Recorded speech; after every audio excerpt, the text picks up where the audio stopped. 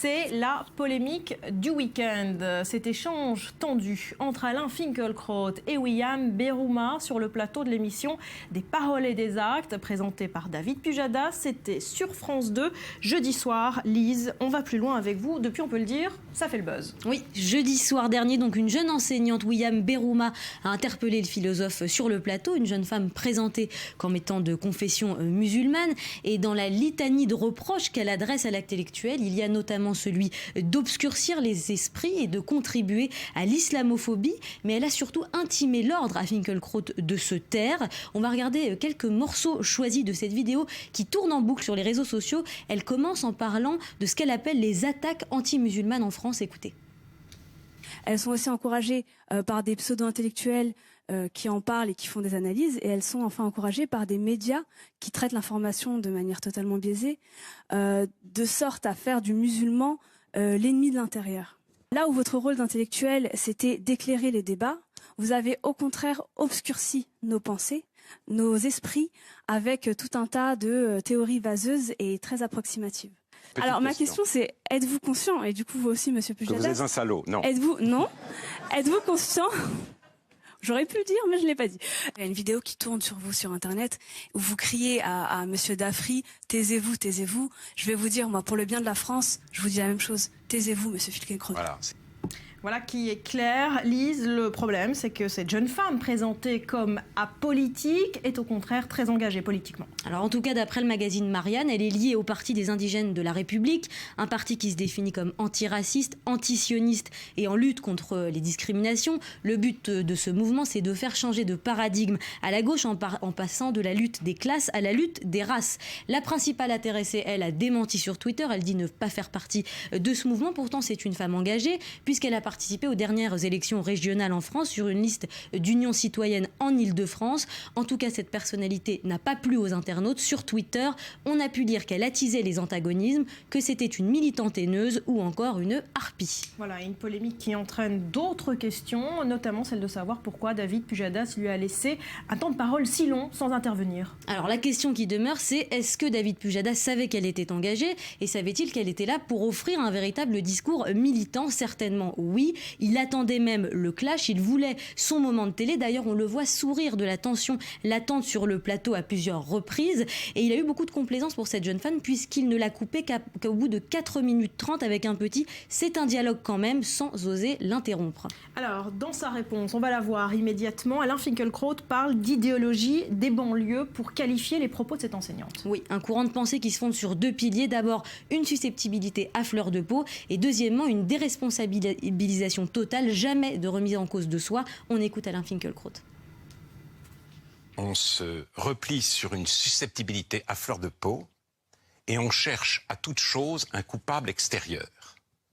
Et c'est véritablement dommage, car l'occasion, si vous voulez, ça s'impose aujourd'hui.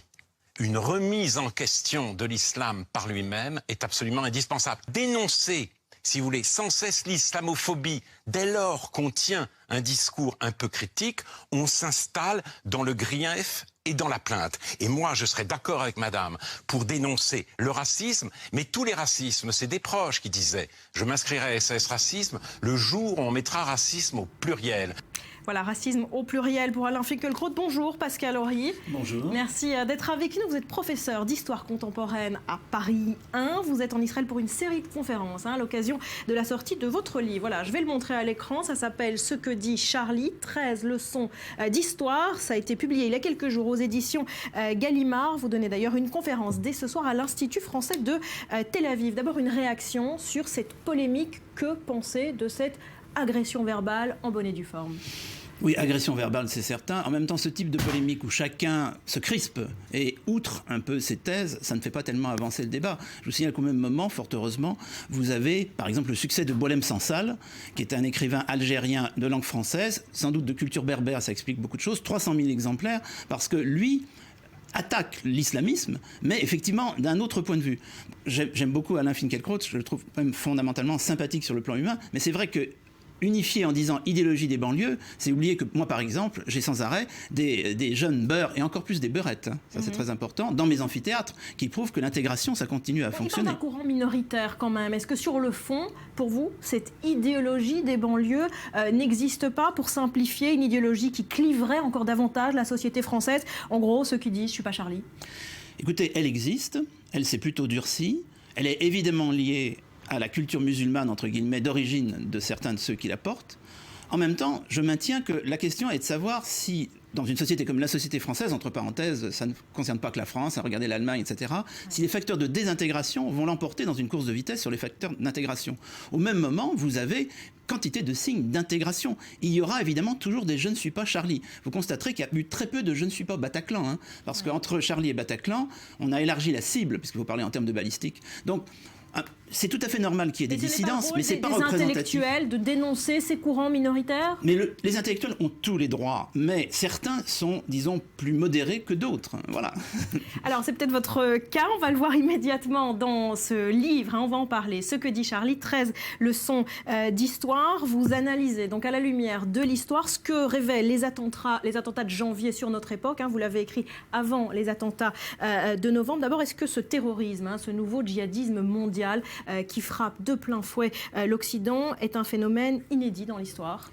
Le terrorisme, c'est un mot qui correspond tout à fait à ce qu'on connaît en Occident depuis 150 ans. Hein. Les mouvements dits anarchistes ou les mouvements dits nihilistes en Russie, il y a 150 ans, ou à peu près, c'est déjà ça. C'est-à-dire que c'est une stratégie qui consiste à attaquer un système avec un gros S, en l'obligeant à se durcir, en lui faisant peur, parce que le but, c'est pas de tuer, c'est de terroriser, il ne faut pas oublier, et en entraînant sa chute. Je signale en tant qu'historien, je ne suis pas prophète, surtout avec un grand P, hein, et que jamais ce système n'a fonctionné. C'est-à-dire que la stratégie terroriste a toujours été un échec, la bande Abadère aussi. Ouais. Alors justement, on va y revenir dans un instant, mais vous le dites, hein, le but du terrorisme, ce n'est pas de tuer, mais c'est de terroriser, faire trembler l'ennemi, le réduire à la paralysie. Vous utilisez le mot de sidération. Est-ce que la France, aujourd'hui, est sidérée? Mais justement pas. Moi, ce qui me frappe en 2015, c'est moins les attentats, même à répétition, même s'il y en a ce soir. Parce que d'une certaine façon, c'était prévisible. Il y avait eu des précédents depuis le 11 septembre, voire avant. Bon, c'est la réaction de la société française qui était intéressante. Ça, c'était imprévisible. Comment allait-elle réagir? Est-ce qu'elle allait réagir comme le souhaitent les terroristes, c'est-à-dire dans le sens de la fitna, dans le sens de la guerre civile? Vous auriez imaginé 40 000 personnes, pas 4 millions, il y en a eu 4 millions, qui seraient descendues, comme en Allemagne, ça va peut-être se produire, au cri de mort aux Arabes. C'est pas ça que la France a choisi. Elle a choisi de parler de liberté d'expression, donc de valeurs, de fondamentaux. Elle a choisi de dire « je suis Charlie, je suis juif, je suis musulman, je suis flic ». Grâce au gouvernement ou grâce à la société civile? C'est entièrement la société civile. Le gouvernement a suivi, d'ailleurs il a fait son job, si j'ose dire, mais c'est pas du tout lui qui l'a impulsé. Les médias ont joué un rôle très important quand même, parce que les médias ont perçu après Charlie qu'ils étaient directement touchés, mais après vous avez eu l'hypercachère, puis vous avez eu novembre.